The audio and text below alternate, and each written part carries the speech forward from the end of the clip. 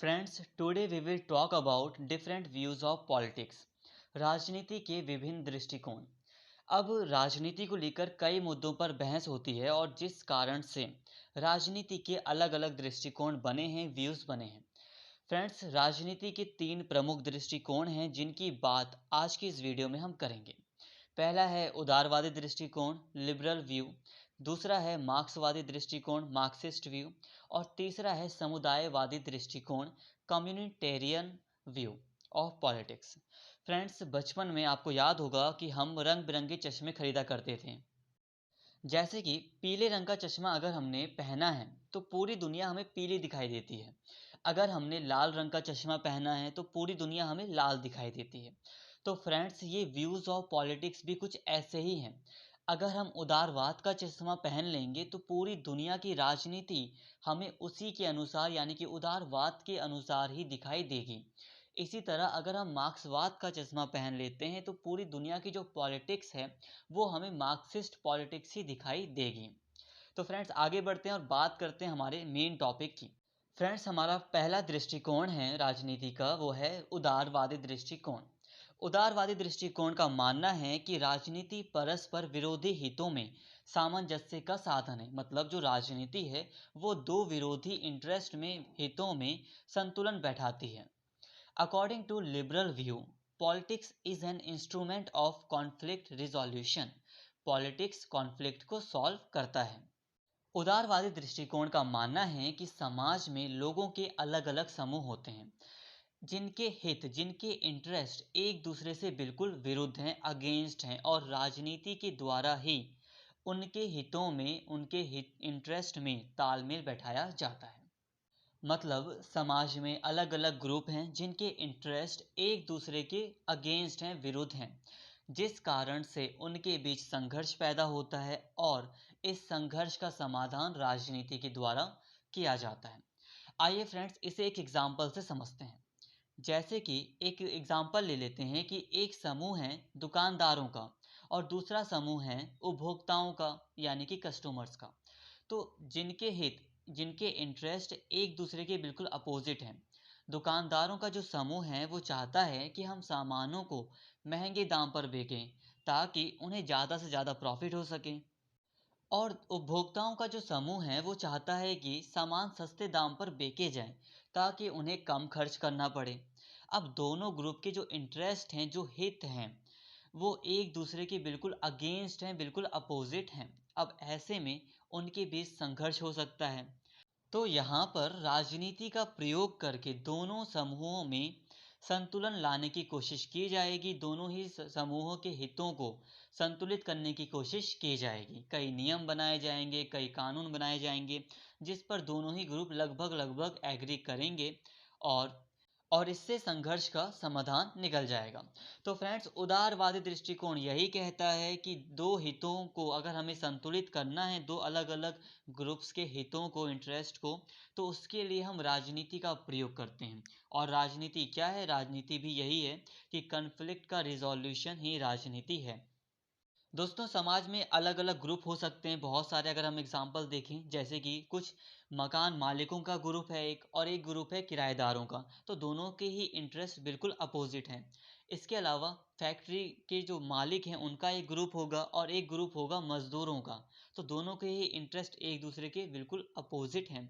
इसके अलावा और भी कई सारे एग्जाम्पल यहाँ पर हो सकते हैं, जैसे कि जमींदार और किसान।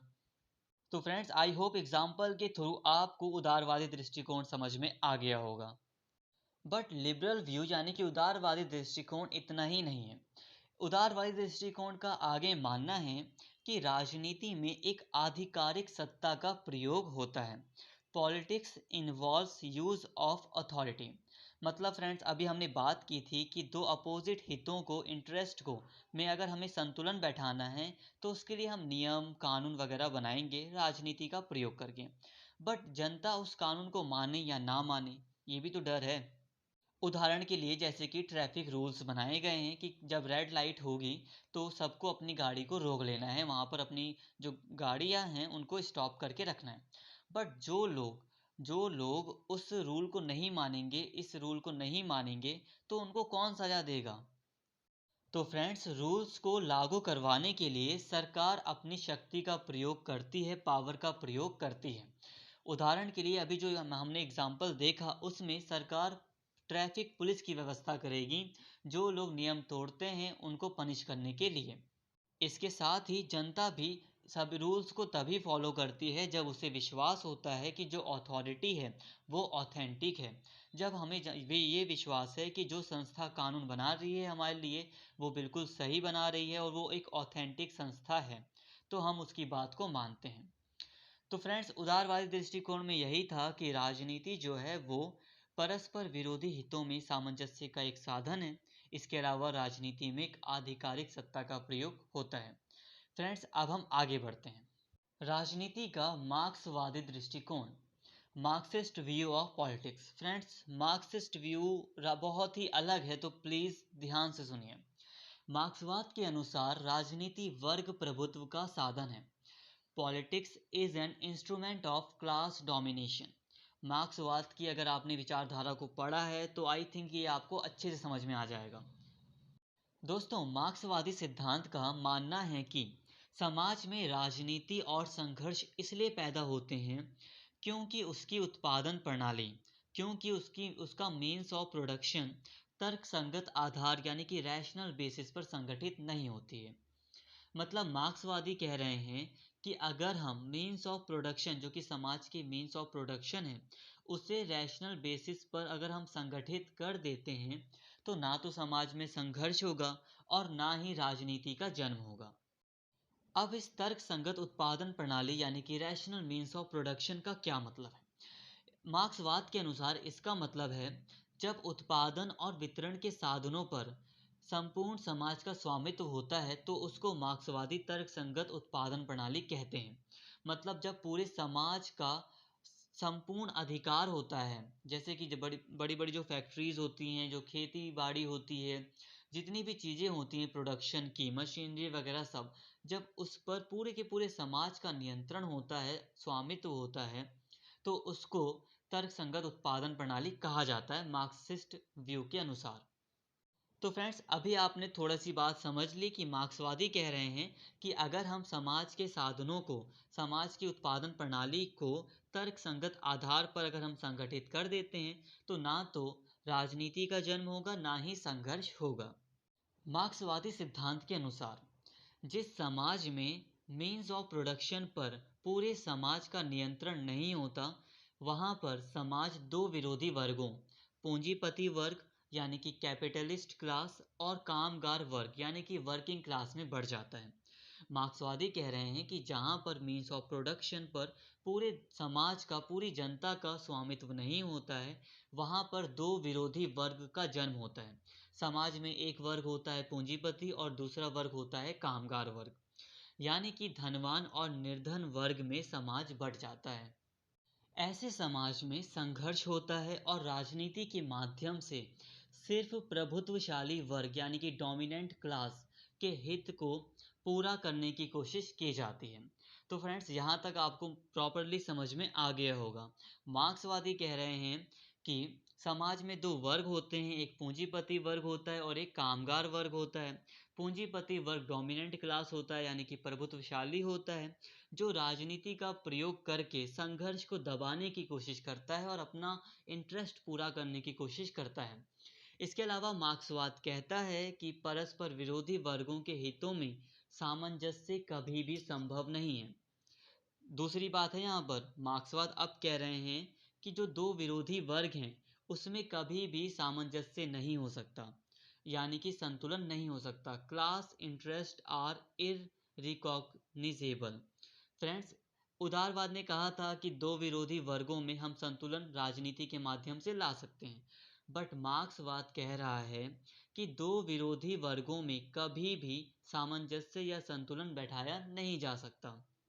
मार्क्सवाद का ये मानना है कि जब समाज परस्पर विरोधी वर्गों में विभाजित हो जाता है, बढ़ जाता है, तो इससे वर्ग संघर्ष, क्लास स्ट्रगल का जन्म होता है और यही वर्ग संघर्ष राजनीति का मूल स्रोत है। मतलब ये जो वर्ग संघर्ष होता है इसी से राजनीति का जन्म होता है। इस व्यू के अगर हम प्रमुख प्रवर्तकों को देखें यानी कि विचारकों को देखें तो कार्ल मार्क्स और फ्रेडरिक एंगल्स इस उनमें प्रमुख हैं। अब हम बात करते हैं राजनीति के समुदायवादी दृष्टिकोण की। Communitarian view of politics. इसका मानना है कि राजनीति सामान्य हित की सिद्धि का साधन है। मतलब राजनीति से हम सामान्य हित पा सकते हैं। Politics is instrumental to pursuit of common good. समुदायवादी दृष्टिकोण का मानना है कि मनुष्य के अंदर परस्पर सहयोग की भावना पाई जाती है। समुदायवादी दृष्टिकोण का मानना है कि मनुष्य के अंदर परस्पर सहयोग की भावना पाई जाती है। इसके अलावा इसका मानना है कि मनुष्य स्वयं को समाज से अलग नहीं कर सकता। व्यक्ति का अपना अस्तित्व नहीं होता, व्यक्ति समाज से पूरी तरह जुड़ा होता है। व्यक्ति का अस्तित्व, उसकी सारी क्षमताएं समाज की ही देन है। समाज से मुंह मोड़कर इन क्षमताओं का प्रयोग करने का अधिकार उसे बिल्कुल भी नहीं है। फ्रेंड्स, साफ साफ कहने का मतलब यही है कि एक तरफ उदारवाद कहता है कि मनुष्य पूरी तरह स्वतंत्र है, वो स्वतंत्र रूप से अपने स्वार्थ की पूर्ति कर सकता है। जैसे कि कोई व्यक्ति अमीर बनना चाहता है तो वो कितना भी अमीर बन सकता है, वो कोई भी काम कर सकता है, ये उदारवाद का मानना है। लेकिन समुदायवाद कहता है कि मनुष्य स्वतंत्र रूप से अपने स्वार्थ की पूर्ति नहीं कर सकता, क्योंकि वो समाज से जुड़ा है और मनुष्य समाज के सामान्य हित की पूर्ति करने की कोशिश करता है। और इस सामान्य हित को पाने यानी कि जो ये कॉमन गुड है, कॉमन विल है, इसको पाने के लिए राजनीति का प्रयोग किया जाता है। तो फ्रेंड्स, कम्युनिटेरियन जो व्यू है उसका मानना यही है कि जो पॉलिटिक्स है उसके थ्रू हम कॉमन गुड का कॉमन गुड पाने की कोशिश करते हैं। मतलब पॉलिटिक्स से, राजनीति से समाज का जो सामान्य हित होता है वो पूरा होता है। अगर हम इस व्यू के प्रमुख प्रवर्तकों को देखें तो उसमें रूसो, ग्रीन, सैंडेल और चार्ल्स टेलर प्रमुख हैं। आई होप फ्रेंड्स ये वीडियो आपको समझ आया होगा। अगर आपको समझ नहीं आया तो प्लीज़ फ्रेंड्स इसको एक बार और देख लें ताकि आपको ये टॉपिक अच्छे से समझ में आ सके। फ्रेंड्स, अगर आपको वीडियो अच्छी लगी है तो प्लीज़ चैनल को सब्सक्राइब कर लें और इस वीडियो को ज़्यादा से ज़्यादा शेयर करें और लाइक करें। Thank you.